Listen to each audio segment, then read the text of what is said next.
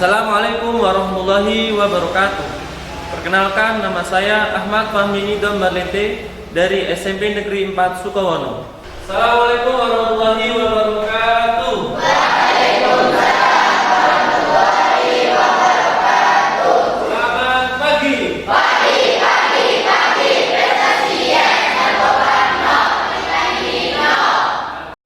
Sebelum pembelajaran ini dimulai, saya merasa pelajaran IPA khususnya materi asam dan basa sulit untuk dipahami. Biasanya kami hanya mendengarkan penjelasan dari guru dan mencatat, tanpa benar-benar melihat atau mencoba secara langsung. Akibatnya, saya sering bingung membedakan mana yang termasuk asam dan mana yang termasuk basa. Saat pembelajaran berlangsung, saya juga bertanya, bukan karena tidak ingin tahu, tetapi karena kurang percaya diri dan takut salah. Suasana kelas pun terasa terbiasa saja, bahkan terkadang membosankan. Saya dan teman-teman lebih sering diam, hanya beberapa siswa saja yang aktif. Kami belum benar memahami bagaimana konsep asam dan basa itu bekerja dalam kehidupan sehari-hari. Saat itu, belajar terasa seperti menghafal, bukan memahami. Pernah makan dulu? Pernah. Rasanya dulunya manis. Oh, manis. Kasih yang manis ya. Aisyah, pernah kemakan sabunnya waktu mandi? Enggak pernah, alhamdulillah. Roni pernah kemakan sabunnya? Enggak. Biar sehat. Dulur.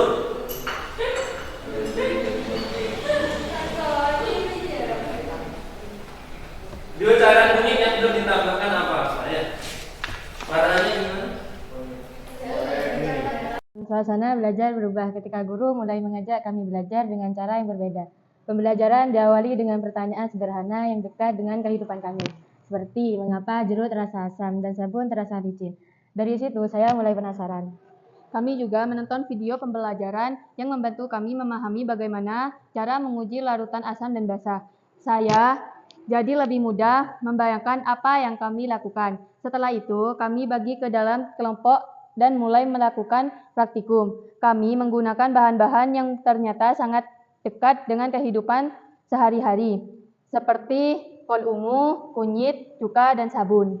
Saya merasa senang karena bisa langsung mencoba dan melihat perubahan warna yang terjadi. Dari situ, saya mulai memahami perbedaan antara asam dan basa dengan cara yang lebih nyata.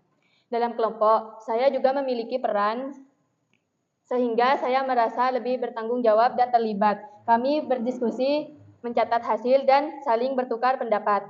Guru tidak hanya menjelaskan, tetapi juga membimbing kami dalam memberikan pertanyaan yang membuat kami berpikir. Saya menjadi lebih berani bertanya dan menyampaikan pendapat. Belajar terasa lebih hidup, menyenangkan, dan tidak membosankan seperti sebelumnya. Untuk larutannya nanti dulu ya.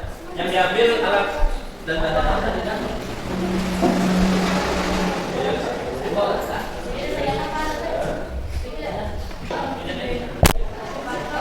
Oke, sudah punya larutan A semua ya.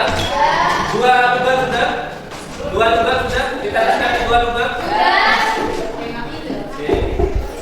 Ingat-ingat larutannya ya.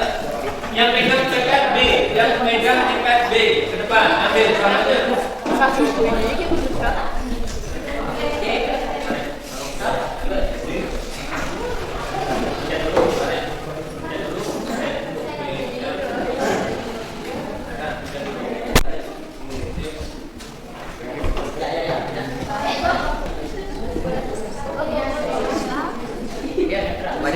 Silakan nanti sudah bisa diambil sama.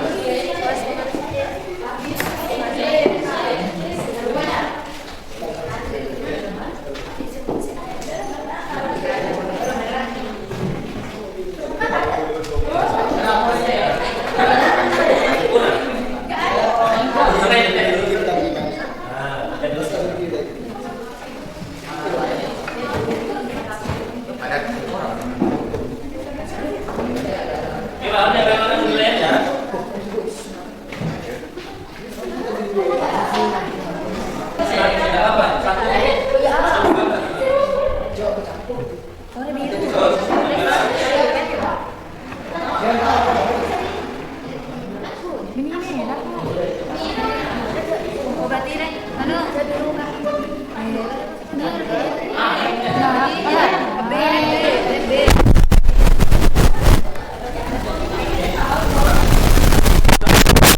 biru. Iya, merah biru. Merah biru. Oke, dia merah biru.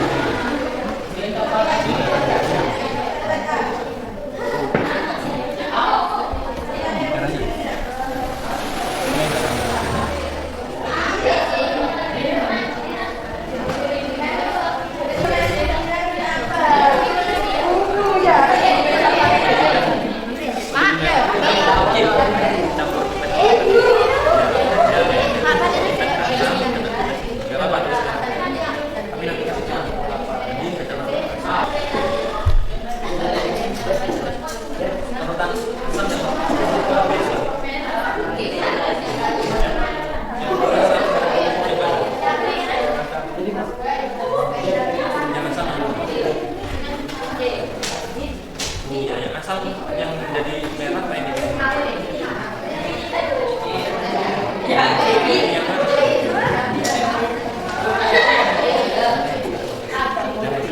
Ambil, pertama ambil kasihnya.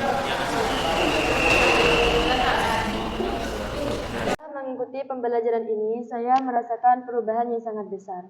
Saya menjadi lebih memahami konsep dan bahasa karena melihat dan mengalami langsung prosesnya. Saya tidak lagi hanya mengetahui, tetapi benar-benar mengerti. Saya juga merasa lebih percaya diri untuk bertanya, berdiskusi, dan menyampaikan pendapat di depan teman. Coba nanti kalau ada yang tidak sesuai dengan hasilnya kalian, tolong diingat-ingatnya. Oke, soal yang pertama, larutan A. Baca larutan A. Lakus merah menjadi biru. Lakus biru menjadi biru. Nanti lakus A misalnya jawabannya biru. Ya, biru. Kesimpulannya? Kesimpulan? Jadi manakah yang asam larutan C? Manakah yang basa larutan? Manakah yang netral larutan B? Oke. Terima kasih atas kesimpulannya. Tepuk tangan.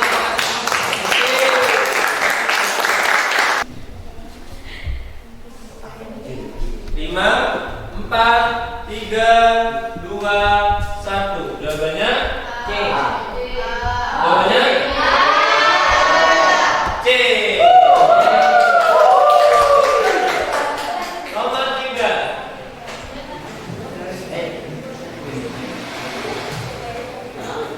Rosi tadi sedih ya di awal belajar. Sekarang bagaimana perasaanmu setelah belajar asam dan basa? Senang apa? Hah? Senang.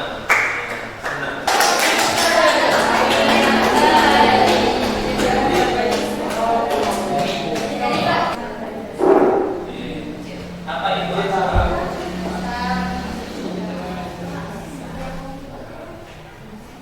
Basa bersifat.